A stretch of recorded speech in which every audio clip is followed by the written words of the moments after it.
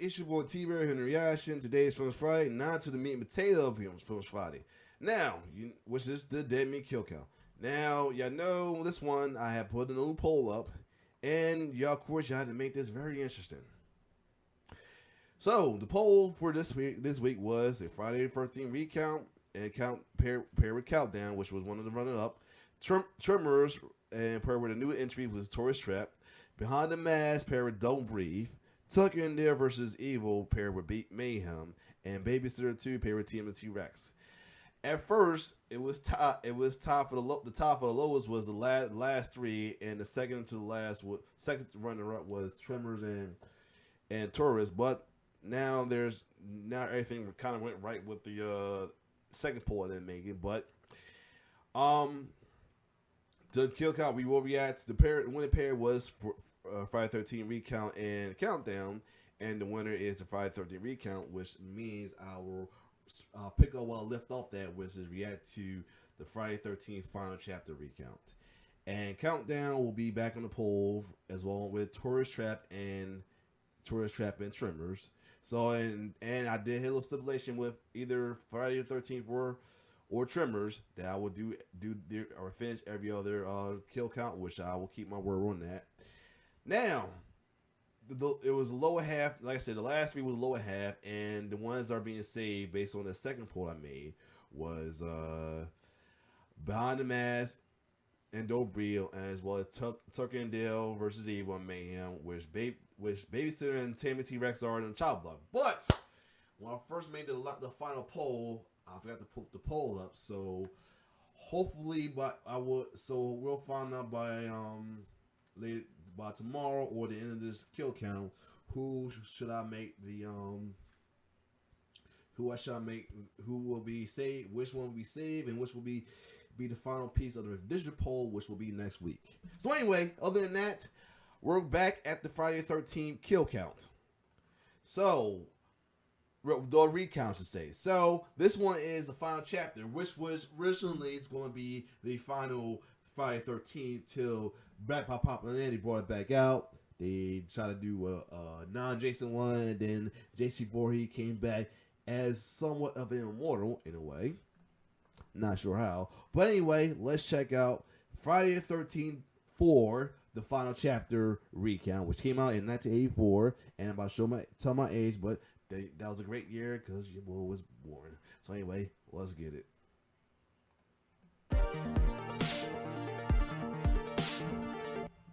Welcome to the Kill Count, where we tally up the victims in all our favorite horror movies. Oh yeah, and we get the introduction of Tommy, who's been a prominent character of the Friday 13th series. This is like the first, other than Mrs. Voorhees, this is like the first of beginning of we get a reoccurring character on Friday 13th series that becomes a main protagonist. I'm James A. Janice, and today we're looking at Friday the 13th, the so-called final chapter. By 1984, the slasher subgenre was waning, after countless bloody low-budget affairs had flooded the horror market. Though the Friday films were profitable, they weren't respected by non-horror fans. Wow. The disparagement was starting to weigh on producer Frank Mancuso Jr., who decided to end the series so he could pursue other projects. I really want to bring this thing to an effective close. You may remember Frank Mancuso Sr. from the first Friday recount. Wow. He was the Paramount executive who helped get the original film released. His son, Frank Jr., started working on the Friday sets during Part 2, first as a production assistant, but quickly becoming a producer by time Part 3 rolled around. Mancuso was the closest thing to a showrunner the Friday franchise ever had, which might explain why the first four feel so samey. He called them exercises in commerce. They were there to make money, not to be art. Steve Miner declined to direct another installment, so Mancuso hired Joseph Zito to helm the final chapter, which would again be shot in Southern California. Zito was suggested by Boston moneyman Phil Scuderi because of his 1981 film The Prowler, which I covered in the first kill count filmed at my new house. Zito studied the first 3 Fridays to make sure he'd give the fans what they wanted, and tried his best to do new things within the restrictions of the Friday formula, which was mandated by the producers and investors. From my research, Zito seems like he was an intentional, intelligent intelligent director who truly wanted to make the best Friday film he could. However, he was also a demanding perfectionist, and his quote-unquote tough love eventually led to conflict with some of his cast, even though they were just as serious about making the film. We all just wanted to make it as good as we could make it. Zito hired Barney Cohen to quickly write a script, and together they tried to make their teenage victims more empathetic and real. These kids are certainly this one also, on the side for Kevin Bacon, it got a good amount of before he started cast as well too, including Corey Feldman and a young Crispin Glover. more believable as a group of friends than in part 3, where the stoners stick out like a head waiting to be decapitated. But in the end, they're still just young, attractive teens who visit Crystal Lake wanting to have sex. And 2 and 3 didn't have had not people that was not too familiar with. Boy, do they want to have sex. You think Chris Higgins' friends were bad? Sex, sex, sex. You guys are getting boring, you know that? Nah, these teens do nothing but talk about fucking. This is the horniest Friday the 13th by far. Take away that camp counselor job, and there's nothing for them to do but be horny. It's a little exhausting. Shaking things up is the presence of the Jarvis family. Jarvis, Tracy, Tom older Jarvis. sister Trish, and younger brother Tommy, played by a 12-year-old Corey Feldman at the beginning of his career. Feldman would be one of the biggest child stars of the 80s before his career was upended by a troubled personal life, which saw him as both a victim and an abuser. That's all I can say about that here. The character Tommy Jarvis is one of Friday's greatest assets. He'll have his own trilogy, kick some serious ass, and wear a bomber jacket like a motherfucker. He's a great foil for Jason Voorhees, and his story begins here, as an adolescent who happens to wind up getting too close to horny teens. Sucks for him, man. Jason's like a magnet to horny teens, and that little bastard is sitting on an iron mine. YouTube tends to get antsy about so much TNA, so let me cover my A with a sponsor for today's episode. RECOUNT earbuds are an excellent way to deliver amazing sound into your ear holes at half the price of other premium audio brands. Chelsea and I literally use them every day, whether it's to listen to podcasts while cleaning the house, to listen to music while working out, or to listen to relaxing soundscapes while zoning out and petting our little Lucy cat. Damn fine way to relax right there. Especially since Raycons come with various gel tips for your comfort, and don't stick out of your ears like some other brands. Raycons have a 32-hour battery life, meaning I can use them for all the long phone calls I have to do while handling business! They've also got a 45-day happiness guarantee, so you've really got nothing to lose. Try them for 15% off today by going to buyraycon.com/deadmeat. That's buyraycon.com/deadmeat for 15% off your order today. When I originally ranked the Friday franchise, I put the final chapter as my number 1, saying it was the best version of the first 4 films. I've changed my opinion, and this movie would probably be more in the middle now. As much as I enjoy Crispin Glover's dance moves, most of the characters aren't all that memorable. The kills, on the other hand? Well, to end Jason once and for all, Zito brought in the man who did effects for him on The Prowler, Tom Savini, who personally designed Little Sex Swamp Boy Machine. Jason. I created the monster, and I get to kill him. Let's see what Gore Daddy brought home for this false finale and get to the kills. The movie begins with a previously on delivered to us by Paul Holt. Paul Holt! I mean, this movie did come out nearly 2 whole years after part 3. Better remind people of all the stuff they've seen before. I love when it shows Vicky's death as though Paul Holt is talking about it, even though she's sitting right next to it. Thankfully, it's less than 3 minutes until we get our title card. Wait, title card. Yo, behind you. Oh God, it's the final chapter! With a pyro entrance, and surely some inventive opening credits.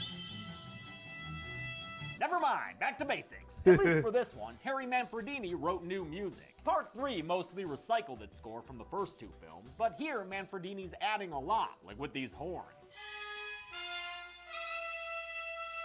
Sounding like a Bond song and shit. We come out of the opening credits into a fucking budget. Check out that whirly bird, and this opening shot, which was the last thing filmed for the movie. It was done by having a Steadicam operator standing on a crane, which was then lowered to the ground so he could step off and continue the shot. The shot ends in the barn where the J-Man lies, right where Chris Higgins left him. The cops on the scene confirm my kill counting for part 3. This time he got 7 kids and 3 bikers. Yep, that's exactly what I got. Good job. This time they got him. Oh, except for that. Might want to hold off there. Jason's supposedly dead body shit. is taken to the hospital where, what, is that meant to be Chris Higgins with her parents there? Okay. In the morgue, mortician Axel does that whole eat around dead bodies thing that horror movie coroners always seem to do. Axel's a nasty motherfackler too. Talking about a Fackler. dead girl he says is cute. Real cute girl. Yeah. Was. Well, she still is. All you gotta do is go over there, take off your mask, talk. Real nice talk. As much as Axel's into dead chicks and weird aerobics porn, his preferred outlet for horniness is Nurse Morgan. Nurse R. Morgan, I believe in a reference to Robbie Morgan, who played Annie, one of the first victims of the series. But keep it in your pants for a mo there, Axel. Morgan wants to give us this movie's daily Jason news update. You know, I make fun of the recaps and everything, but I appreciate that this franchise, right from the beginning, is committed to its own history, even if it gets details wrong sometimes. Axel and Morgan are just about to get busy playing doctor when Jason's hand joins the fun and provokes a passionate sermon. Jesus Christmas! Holy Jesus goddamn! Holy Jesus jumping Christmas! Axel puts Jason in an icebox without seeing the breath coming from the so-called corpse. As soon as he's back to his spandex spanking, Jason comes from behind and murders him with a bone saw. And he twists the head around. Savini's back, bitches! For this kill, they used a medical saw with a semicircle cutout pressed against actor Bruce Mahler's neck. Mahler would have to struggle, but not so much as to give it away, while blood was pumped in from behind the saw. Though a dummy was made for the kill, I don't think the final cut uses it, since that last shot simply has Mahler turned around with a false body facing forward. Jason wastes no time killing Nurse Morgan next, grabbing her by the neck and pinning her up against the wall, then slitting open her torso with a scalpel. Goddamn! Originally, this kill would have had blood dripping down the nurse's leg, but the tube came loose and made it look like she was peeing blood instead. That sounds like less of a Jason problem and more of a kidney stone thing. For the final chapter, Jason was played by Ted motherfucking White. Ted White is very possibly my favorite Jason Voorhees. Dude was 57 when he played the J-Man, having already done stunts for decades, doubling for actors like John Wayne, Clark Gable, and Rock Hudson. This Texas-bred badass stayed in character and kept to himself on set, but at the same time took great care to keep his inexperienced younger co-stars safe. The young people we had in the cast were some of the greatest kids that I've ever worked with, and I've worked with a lot of young kids in the business. Just unbelievable what they went through for the amount of money they were making. White's Jason moves faster than Part 3's hunched-over loafer played by Richard Brooker. He also feels more intelligent than the trapped animal Brooker sometimes seemed like. Well, I did change it. I changed it to where I moved faster, and I tried to make the kills a little swifter. White didn't care about matching. He probably was fast. I ain't played the whole game, but he probably was like down the game. Like, you know, they had different Jasons on the game. They had with different abilities and all that. I think he was like probably the fastest one. And some was like stronger, some was weaker. Didn't even want the job in the first place and only took it for the money. As per his request, his name wasn't included in the credits. He came to love his part in the series though, and still attends conventions, where he often jokes about how old he is since now he's 95. Wow. Talk to him if you get the chance to. The dude is an absolute delight. I just wanted to ask you what your favorite stunt in the final chapter was. Getting paid. Now, remember when I said you'll see a whole lot of camps and houses around Crystal Lake? Well, I guess this whole time, the Jarvis family has lived there. Fitness-oriented mother and daughter, Tracy and Trish, and their alien son brother. Haha, no, that's a person. It's Tommy Jarvis. He made this mask, which, like, I call bullshit. I don't care how smart and nerdy you are. You ain't making these things at 12. But Tommy Jarvis is named after Tom Savini, so of course he'd be a master at effects. Director Joe Zito thought a kid character would be new and interesting, and though he was worried Corey Feldman might be too small, Feldman won him over with how much he wanted the role. They couldn't contain him. His agents were trying to negotiate, but, you know, Corey kept saying, oh, I'm gonna do this, I want to do this, I'll do whatever I have to do.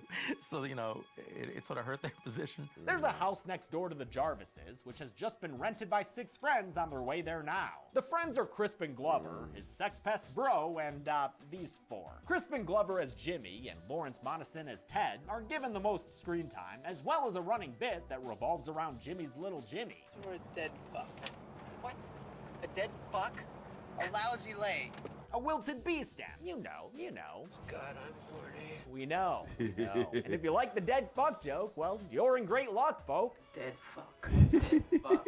He thinks that's funny. He thinks that's a funny thing he's doing. He certainly does. On their way to the lake house, the kids pass the roadside grave of Mrs. Voorhees. This tombstone is the first time we learn her first name was Pamela. She was only known as Mrs. Voorhees for the first 3 films. The horny wagon also passes by a hitchhiker who has no lines but does get to eat a banana. That's free crafty. Shit. I love bananas. Me too.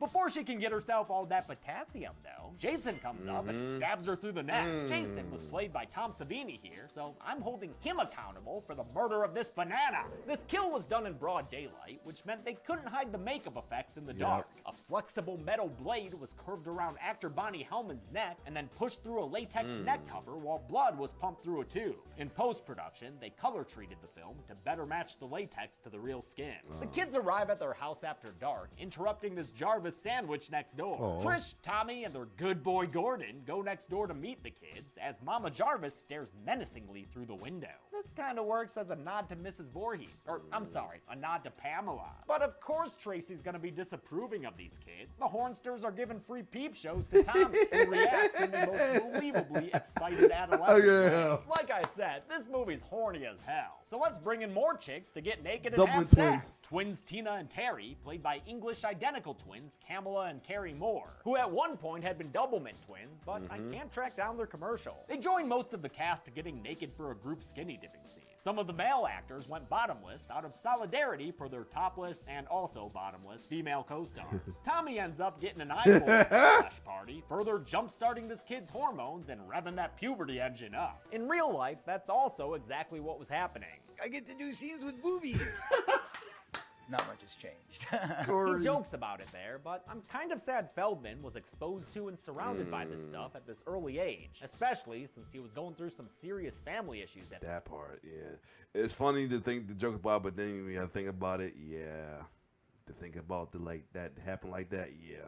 Time. The 12-year-old Feldman didn't think of himself as a kid and constantly wanted to hang out with the older cast members. Kimberly Beck, who plays his sister Trish, had experience as a child actor, so she took to being a big sister to Feldman in real life too. She even took him trick-or-treating on Halloween, the first day of production, during which they saw plenty of Jasons roaming around. Trish's car breaks down so bad that not even Tommy can fix it, and that kid's a boy genius. Remember the mask? Instead, they're helped by a suspicious camper guy named Rob. His small talk is just a fucking parade of red flags. I didn't think anyone lived this deep in the woods.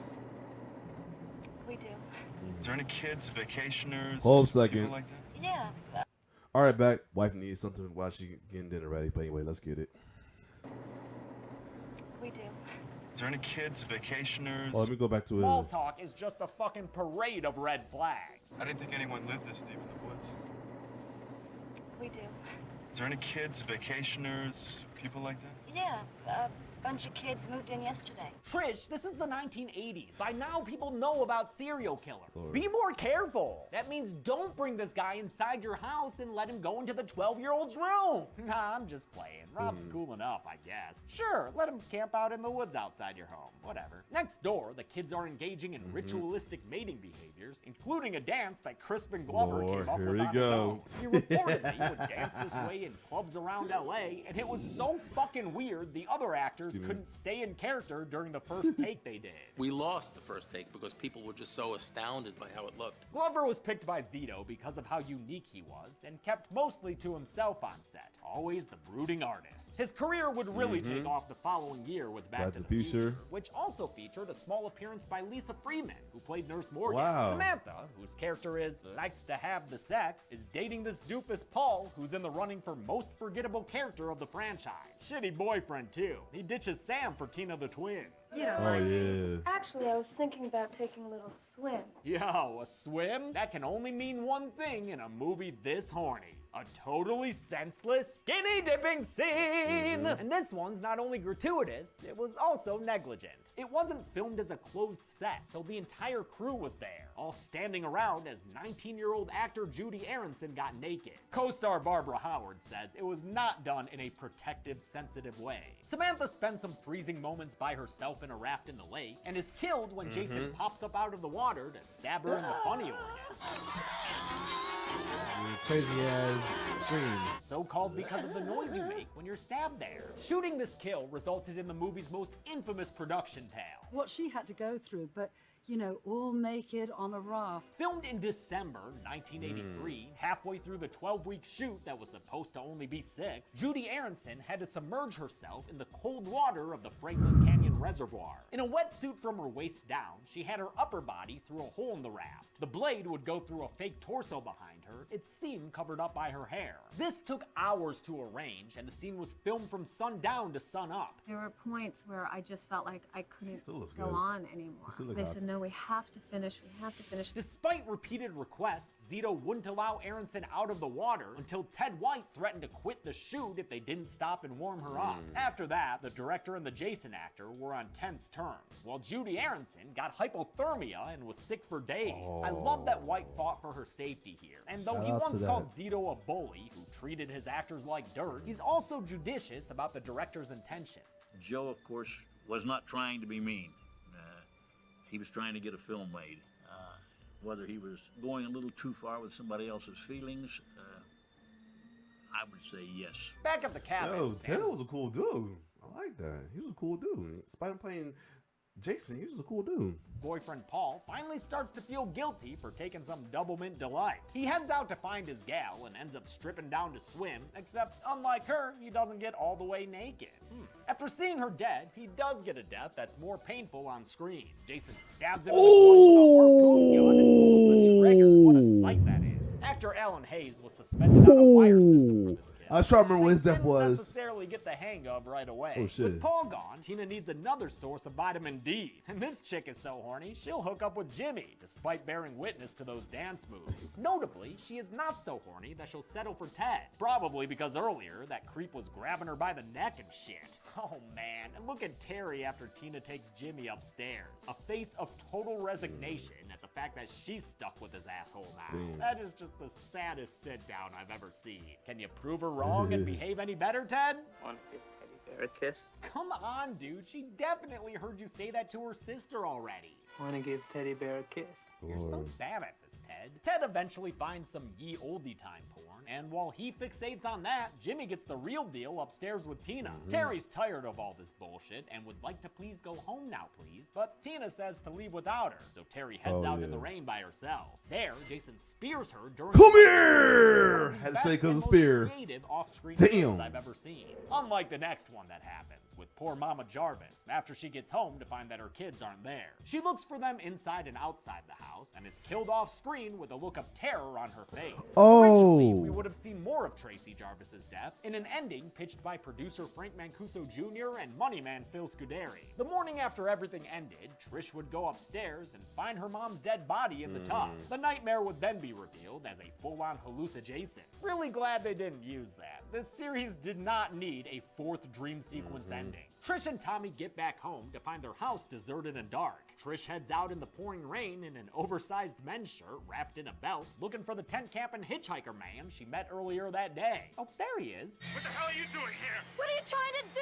Kill me? I mean, in most cases, yes, Trish. That's exactly what he'd be doing. You've got to be more careful. Rob reveals his backstory, which is another strand of continuity for these films. He's here hunting Jason because he killed his younger sister, Sandra. She's not shown in a flashback, but Sandra was the underage chick in part 2 who got impaled in bed with a spear. I love this stupid, needless connection so much, I don't even care that it doesn't make sense timeline-wise. Rob likely wouldn't know his sister was dead, or have time to start hunting Jason. Sandra was killed on Friday the 13th, Jason had his 3D adventure on Saturday the 14th, and the final chapter immediately follows part 3, making today, Sunday the 15th, only 2 days after Sandra was killed. Parts 2, 3, and 4 take place over a single weekend. Wow. I feel like a lot of people don't realize that. Wow, I never knew that. Jimmy puts a period on his character arc. Was I a dead fuck? Tina says, nah, they kiss real gross for too long. Oh, way too long. Oh, God, it's so bad. And then Jimmy excuses himself to go panty brag to Ted. He grabs a celebratory bottle of wine, but finds himself lacking the means to open it. Ted! Hey, Ted, where the hell's corkscrew? Shit, yeah! Classic Jason kill. The twitching, the face hack. Love it. For this kill, they used another weapon with a piece cut out, then filmed the strike in reverse, which gives it that eerie motion. Jimmy's libido reviver Terry is the next one to go out. Literally, in this case, since Jason grabs her from outside the window, then And shoves come her here! through the Get door. out of She here! flies through the air in slow motion and onto a Boom. station wagon that gets blown the fuck out. Hell yeah, that was awesome. The only thing I don't love is how Jason was all of a sudden up there right after killing Crispin Glover in the kitchen. And then after this kill, he's shown in the kitchen again. I won't call Wow, that is kind of interesting how they did that. this teleportation, even though I do think he gains that power later on. Yup. Don't at me, Matt Pat. But Yup, Jason the teleportation power, but Jason's pretty not yet. spatially inconsistent in this one, and I think it sometimes takes But away it's not yet because he's not dead. from the suspense. Whatever though, as long as he's willing to put Ted out of his misery next. Dude's been guffawing at blue film reels for like 6 hours now. We gotta shut that shit down. Ted's eyes look red as shit here, so I'm guessing it's when Lawrence Monason unwisely decided to go method and actually get high before filming a scene. I'm a very paranoid stone person, so it was the worst idea I could have ever done. Ted is killed in a way I've always enjoyed. The knife in his head splitting through the projector screen as he falls. The last pair of teens that need to be killed are Sarah and Doug, who I haven't even mentioned yet. Sarah's story is that she's a virgin who's nervous about going all the way, while Doug is literally not given a single tiny moment of development. It's surprising then that they still win me over as a fan, probably because they're both so gosh darn cute. The very pretty Peter Barton had been on the cover of some teen magazines before getting a starring role in a season of The Powers of Matthew Starr, which incidentally co-starred Friday 2's final girl, Amy Steele. Steele encouraged him to take the role, though he later complained about Zito not working with the actors. Sarah, also a cutie, was played by Barbara Howard, who does a great job with small moments in her performance. She also steadfastly refused to do nudity, so a body double is used in this steamy shower scene. After Sarah steps away to get ready for bed, Doug gets a new shower visitor. And this one, the murder of Doug crush is his one of head. my low-key favorites of the series. We get full reveal Jason in it and a super sick head crunch. Zito wanted to reverse the stereotype of a woman victim in the shower, probably since he already did it very explicitly in The Prowler. So here, he has the pretty guy get killed all hot and wet. Ted White had to shove Barton's head hard against a padded surface before the shot switched out to a fake head that White then crushed beneath his hand. A blood tube running down Jason's sleeve provided all the red stuff. Sarah finds Doug's dead head hanging out in the shower door, then runs around wrapped up in the world's most secure towel, or at least until Jason goes to hell. Even though he was just upstairs in the bathroom, now Jason's somehow outside the front door, and he kills Sarah with an axe that lodges deep into her jowl and chest. Trish and Rob get back to Tommy, then tell him to stay by himself as they and Gordon go next door. Right away, things don't look good. I mean, Gordon's so unnerved, the poor good boy jumps through a frickin' window and runs away, never to return to the movie again. Here's some footage of Gordon's trainers getting him to do this. Oh, wow. His favorite toy, a stuffed rabbit. Oh, what a good dog. Look at him jump through the window like that. Trish finds bad news and tells Rob they done fucked up. This house has got a Jason problem. Oh, and here he is now. I think he's killing you, Rob. Yeah, that's what I thought. Although, can we really be sure about that? All right, bud, I'll take your word for it. Rob's death was meant to be scary, in contrast to the other more fun kills. I'll admit it is a little disturbing to hear him realize what's happening, but the repetition teeters into hilarity after a certain point. Now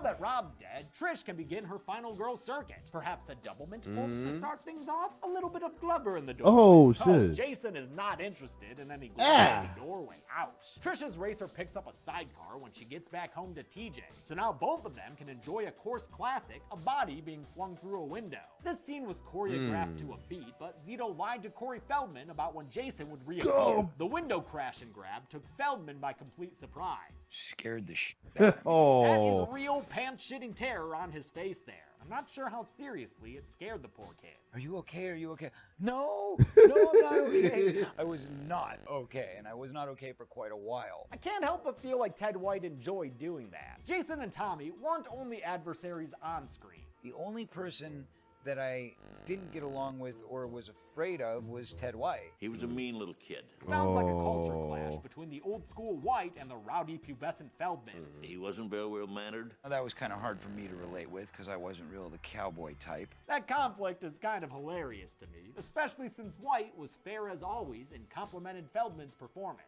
As mean as he was very good in the film. I liked him. I liked the way he did it, and I liked the way he worked. I felt like he had the energy of an adult as opposed to that of a kid. Jason busts his body into the house, throws a hammer at Trish's head, and eventually hacks his way through Tommy's door to say, "Mister, clean up this room!" Trish fights back like any good final girl, putting a TV on Jason's head and later luring him out of the house so Tommy can have a chance to escape. She and Jason play cat and mouse all over La Casa de Horny Teen until she decides she's done playing this shit and good goddamn jumps out the window. Another slow motion falling stunt. I love it. I always feel bad when that board bounces up and hits the stunt performer at the end. The back and forth between the two houses, so close together, makes for a great third act. The Jarvis house was a real house in Topanga Canyon that's been used in several other productions since then. Hormone Headquarters, on the other hand, was built by Friday's crew. An expensive line item, but one Zito pushed for and worth it for the chase setting. During his sister's race, Tommy has started to give himself a makeover after seeing what little boy Swamp Jason looked like in some news articles. Thanks for bringing those around, Rob. Really wish Jason hadn't killed you. There you go. No, he's killed you, Rob. It's in the past now, man. Trish nearly whacks Jason when he tries to sneak up on her, then lands an awesome hit with the machete and splits his hand apart. God, I love this effect. It's one of my all-time favorites. Like many others in this movie, it was done by shooting the action in reverse. A very groany Jason eventually disarms Trish and knocks her down, but before he can kill her, Tommy runs downstairs and starts yelling at him. Jason! Great addition to the score here, with a theremin-sounding version of the Friday theme. Perfectly matches the mind games Tommy plays with Jason. Remember me, Jason? Jason, don't you remember? The distraction gives Trish the chance to strike Jason, knocking off his mask and revealing a gnarly face, one modeled after his original Swamp Boy look. Tommy Jarvis then grabs the machete and hacks into Jason's head with it. The big man falls to the ground and is killed in another one of my absolute favorite effects. And yes, Jason dies here, especially after Tommy freaks out and goes ham with the machete.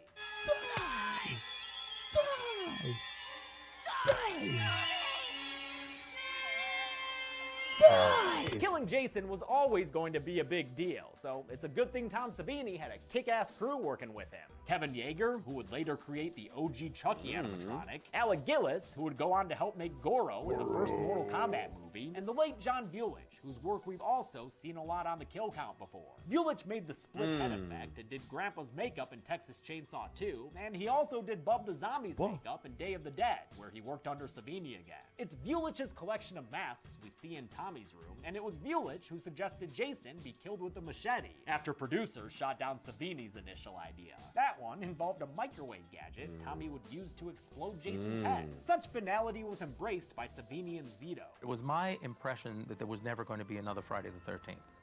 I was told that this is the last one. That's why the first machete plan was to split Jason's head open vertically, top to bottom, or barring that, saw a good-sized chunk of it off. But the producers or the studio or someone said to make it a less final death, cluing the filmmakers in that there'd likely be more Jasons in the future. In any case, this kill still kicks ass. The strike was filmed in reverse, as this great footage with Ted White shows, while the machete face slide was done with a puppet manipulated by lots of people, some operating the cable-controlled expressions, others pumping blood in to make it bleed. With the fake-out dream sequence cut, we jump to our final scene in the hospital. Trish wakes up and sees Tommy, then hugs him in a way to hide his bald cap wrinkles. Zito wanted Feldman to actually shave his head at first, but the kid's agents weren't about to allow that, not with pilot season coming up. Feldman instead wore a bald cap every day for 2 weeks, and he cites that as the reason he was so sick and frustrated by time they wrapped. He even says he was thinking of Zito while he was yelling, "Die!"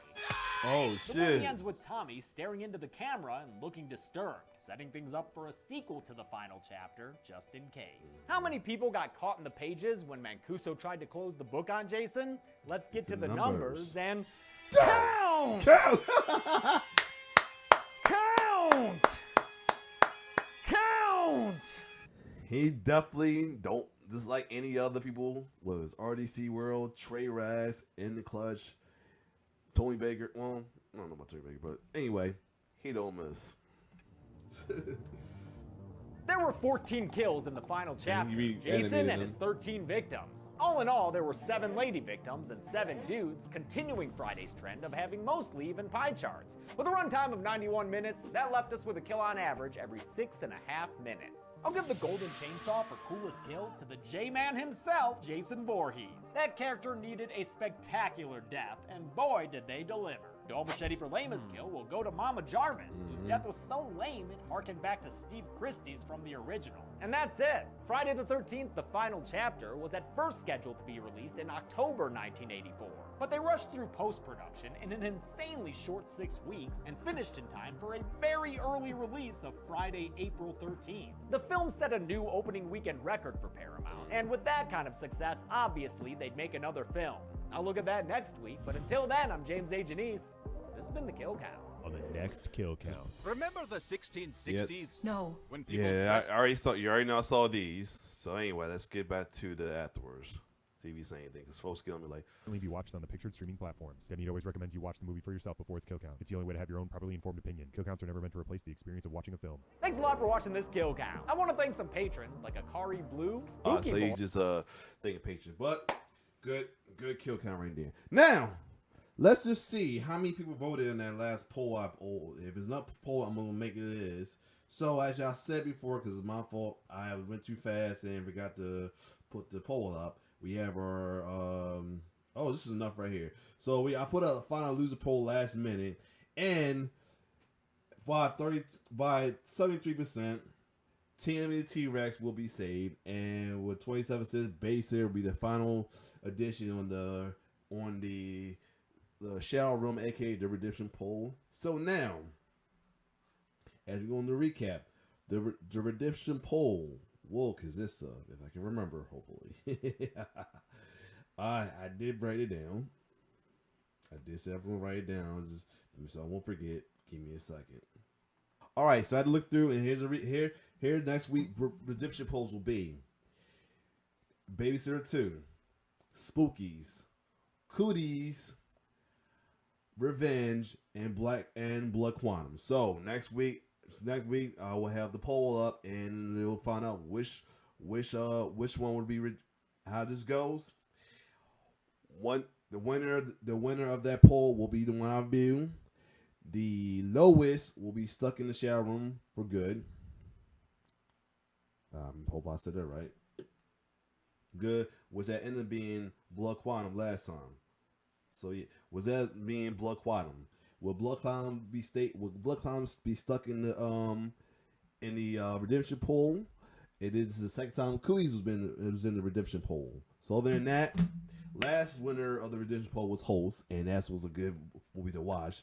So I'm kind of hoping Spooky's the one to get the winner of the redemption poll, but we'll see when I post it up. But anyway, without further ado, if you like my reaction, like, share, subscribe to my YouTube channel.